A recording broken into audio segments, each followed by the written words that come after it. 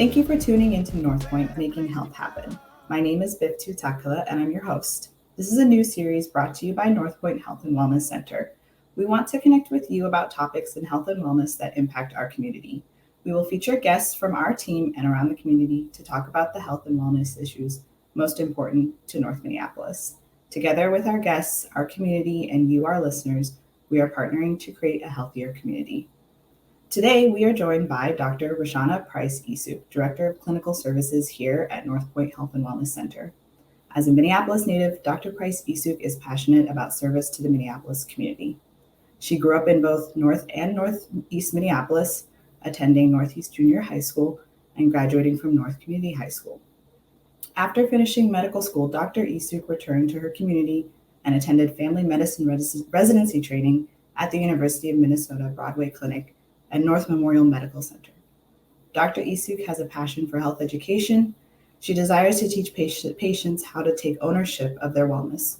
Her goal is to empower people and communities to take control of their health and well-being. Dr. Isuk looks at each visit as an opportunity for learning for both herself and the patient.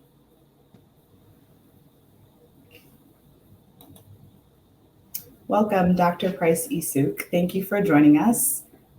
As February is American Heart Health Month, we brought you on to talk about heart health and ask you questions that some of our audience and some of our patients might have about heart health. So thank you and welcome. Thank you, Biftu. Thank you for having me. Excited to be here and chat with you today about health topics important to our community. Great. Well, we'll jump right in. Since we're talking about heart health, the first question we have is about heart disease. So what is heart disease? Yes, great question. The first startling fact I want to share with you is that heart disease is the leading cause of death here in the United States. It causes about 1 in every 4 deaths. That affects over 600,000 people here in the United States. Heart disease is when the heart gets sick, and it can be caused by many things. And the heart will get sick, and it can be long-term, and it's when your heart does not function properly. So in order to really talk about what is heart disease, we should talk about what the heart is actually doing for you and how it functions. Yeah, so tell us, how does the heart work? How does it function? Absolutely. So the heart is actually a muscle. It's a muscle, right, and it functions as a pump. So every time your heart beats, or it's squeezing or pumping blood to the rest of your body through what's called your blood vessels. And it's actually carrying blood, oxygen, and nutrients to your skin, tissues, and other vital organs of your body. Okay. Well, now that we have a better picture of how the heart works as a muscle, tell us what types of heart disease exist and what are their causes? Absolutely. I'll talk a little bit about the types of heart disease, leading in by saying what are the risks and how is heart disease developed. So some of the risk factors for heart disease are high cholesterol, and high cholesterol can actually cause heart disease, something called cardiovascular or atherosclerotic disease. Big word to say that. Right. High cholesterol and fatty foods will cause plaques into your blood vessels and into your heart, and causing our blood vessels to become very narrow. Okay. And then that actually causes that pump, the heart, to have to work too hard. And the heart as a muscle can actually get too big, too thick, and then it does not pump properly. And so high cholesterol, high blood pressure can lead to heart disease in the same manner as high cholesterol. Smoking, long-term alcohol use, and as well as diabetes and being overweight can all lead to and cause heart disease. Okay, thank you for explaining that to us and letting us know what types of heart disease exist. So now that we have an idea of what heart disease is, what can you tell us about prevention of heart disease? Absolutely. So, again, we talked about the heart being a muscle, and the heart can get too big in bad ways. But a good thing we can do for our heart is exercise. So, getting Mhm. activity, getting out. The recommendations are currently actually to get some type of moderate exercise all days of the week. So, maybe Mhm. 20-30 minutes a day of just getting out and exercising. Also, if you're a smoker, quit smoking, because smoking Mhm. causes that hardening of the blood vessels or the arteries that we talked about, can also cause those plaques and lead to heart disease and cardiovascular disease, which means it affects the heart and the blood vessels. And eating a healthy diet. Okay, so Mhm.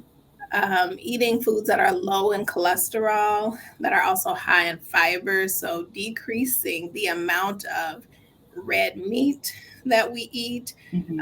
eggs and butter. Although eggs can be healthy for you, they have a high content of cholesterol. So, you do have to Mhm. limit the amount of cholesterol and fatty containing foods. Another thing is sugar. Sugar, our bodies actually process sugar into fat eventually. And so eating foods that are high in sugar or high in bad carbohydrates can lead to being overweight and can lead to more of that cholesterol plaques building up in the blood vessels. So eating a heart healthy diet is very important. So exercise, don't overuse substances, don't smoke at Mhm. all, and eat Mhm. a healthy diet. Okay, thank you. We'll keep that in mind, and I know for some of us who are working from home and kind of being sedentary, trying to get out and get exercise is really important. So it's always a good reason to go out and get some exercise. Absolutely. Um, so we're talking about prevention. Let's talk about the risk of developing heart disease. Are there people who might be at higher risk? Sure, absolutely. Um, Unfortunately, those at higher risk are people who suffer from diabetes, suffer Hmm. from high blood pressure, and there are also genetic conditions that are Hmm. beyond our control that can lead to heart Right. disease. So if your mom or your dad had a heart condition or problem before they were age 55, that's considered young, and that can put one at risk. And then, unfortunately, African Americans and other Hmm. minorities actually have a higher risk of developing heart disease and complications of heart disease.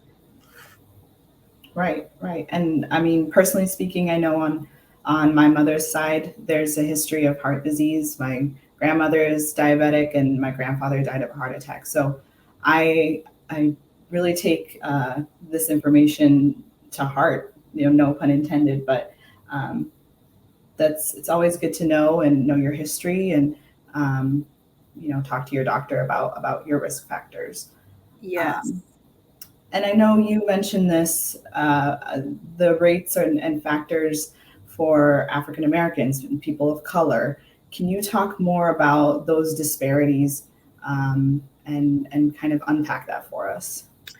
Yeah, absolutely. So we know that racial and ethnic minorities are confronting more barriers to getting accurate diagnosis. So um, finding out Hmm. that they have heart disease, getting the Right. proper care and proper treatment has been delayed, in racial and ethnic minorities.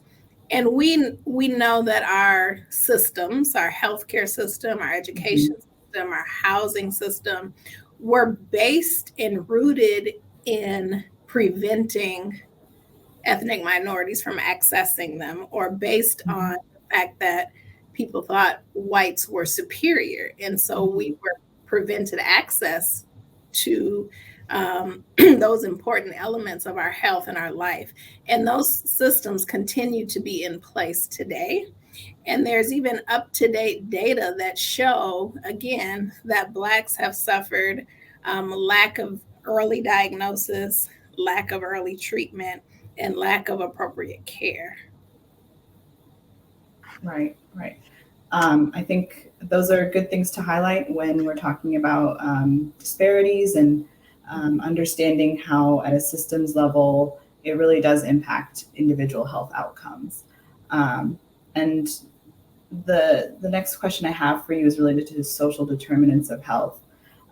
So maybe we can define that first, and then we can talk about how that's related to heart disease. So social determinants of health. Sure. Yeah. Thank you, Biftu, for bringing up all these important elements. Regarding the social determinants of health, those are considered the other parts of our life that actually impact our health and our wellness more so than, missing your annual doctor's visit, to be honest. Mm-hmm. So things like lack of employment, Mm-hmm. inadequate income, lack of appropriate housing, homelessness, transportation. Those are called the social determinants of health, as far as when we, as people don't have what we need to really thrive, to support ourselves, to support our families, our health is severely impacted.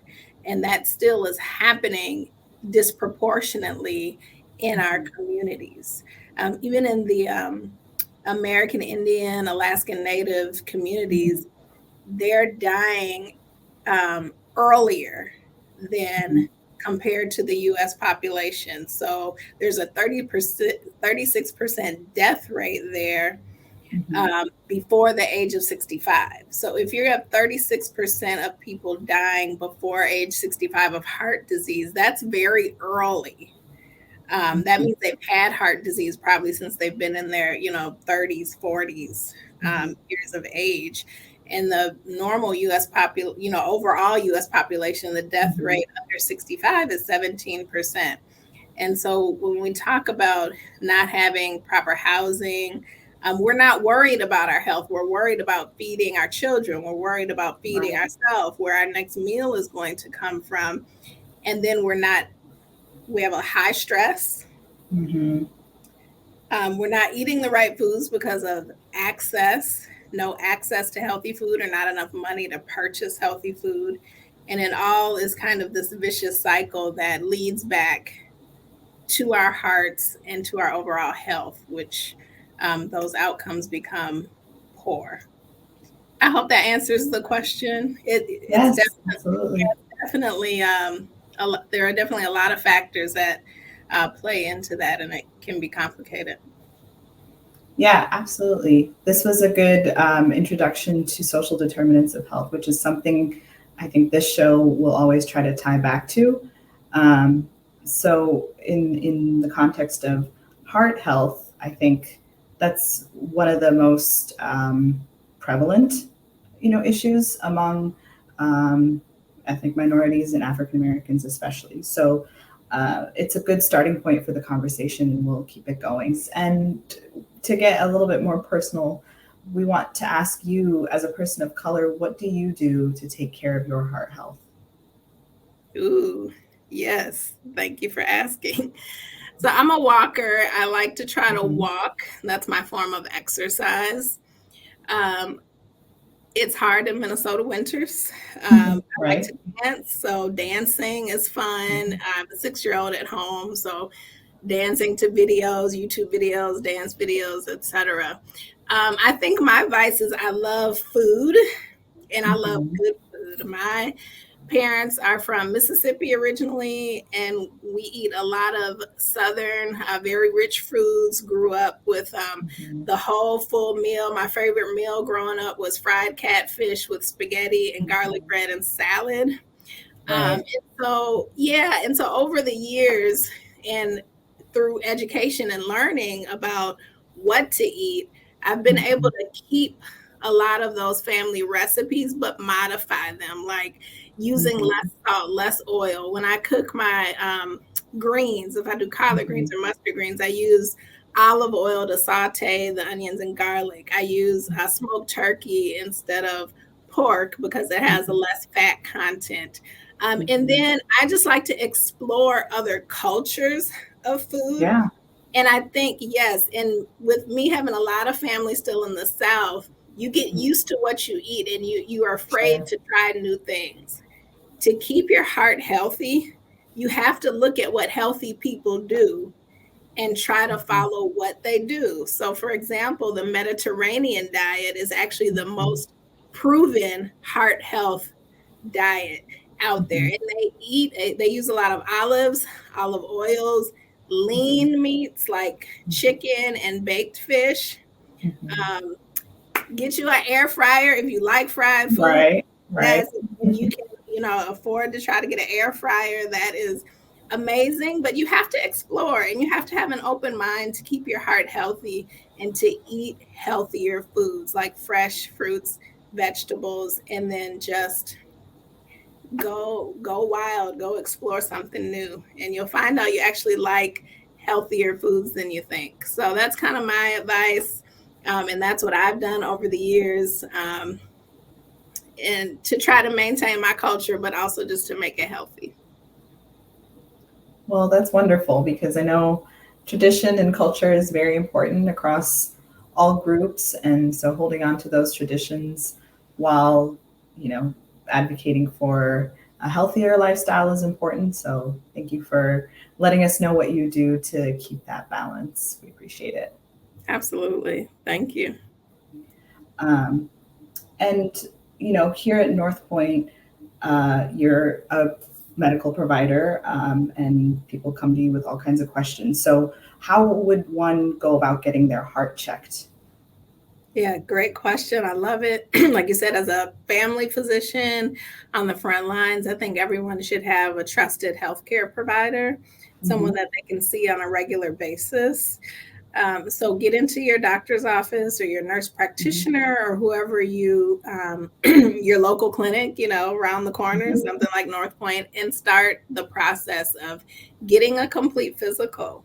Um, your doctor or your healthcare provider will ask you a series of questions, including your family history. So ask around, if your parents aren't around, find an aunt Mhm. or an uncle or someone that you can ask some key questions to so that when your doctor asks about health history, you can discuss that with your doctor. You can get lab work, so Mhm. blood work Mhm. that checks for diabetes, that checks your cholesterol, and other Mhm. tests that your doctor may order based on your risk profile or your risk for developing heart disease.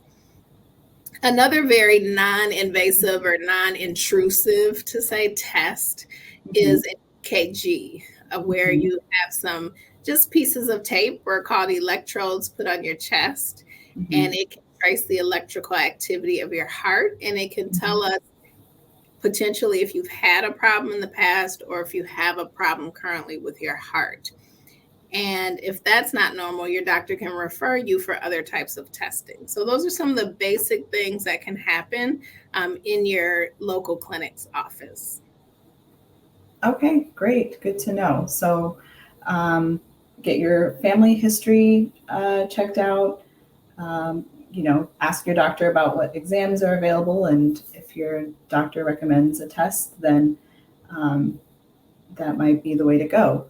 So, Dr. Price-Isuk, if someone's worried about their heart health, how would you bring that up with a doctor? Yeah, thank you for asking. Great question.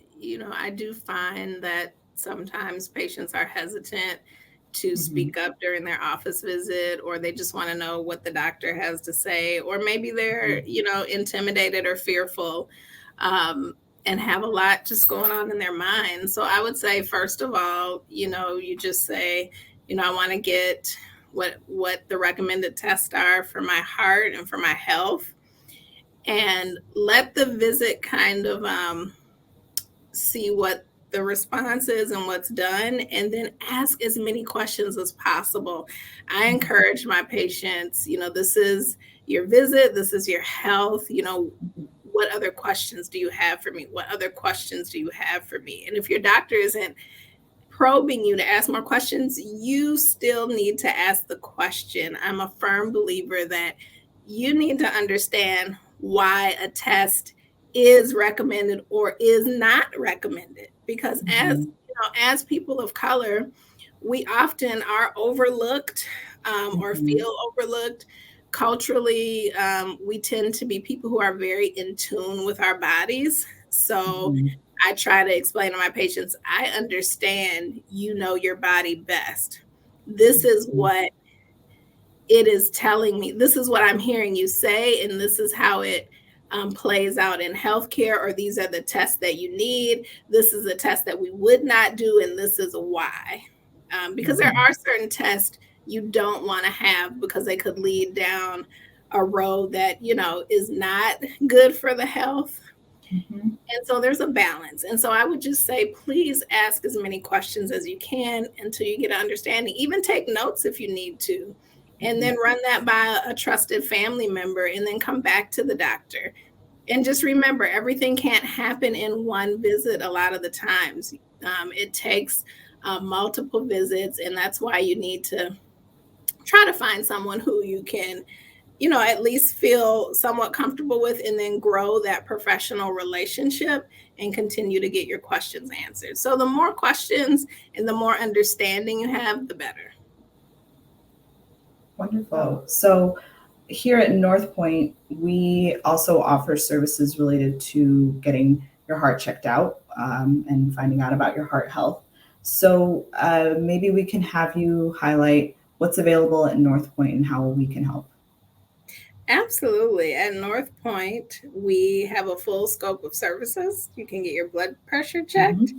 And actually, a part of your visit and your risk profile for heart health is your weight. A lot of people, Mhm. Biftu, actually will refuse to get on the scale when they Sure. come to the clinic, because we all have, some insecurities about our weight and things Sure. like that. But your weight and your blood pressure are very important steps in determining your Mhm. risk. So we have Mhm. EKGs at NorthPoint.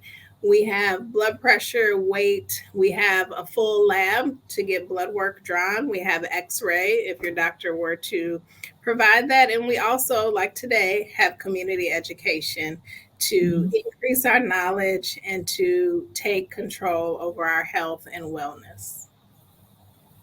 Wonderful. Well, thank you so much to Dr. Rahshana Price-Isuk for this conversation on heart health. As a reminder, February is American Heart Month, and so our conversation today will hopefully provide some answers, but also encourage folks to talk to their doctor and find out how they can get their heart health checked out. So thank you, Dr. Price-Isuk, for joining us, and thank you to our listeners.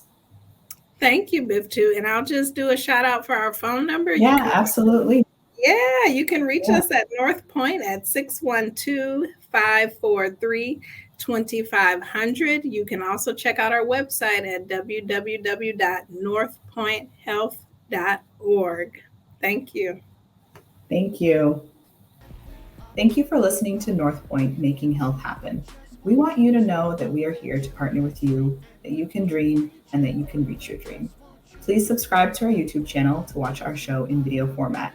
And if you like what you hear, share with a friend. To read more about NorthPoint, check us out on the web at northpointhealth.org.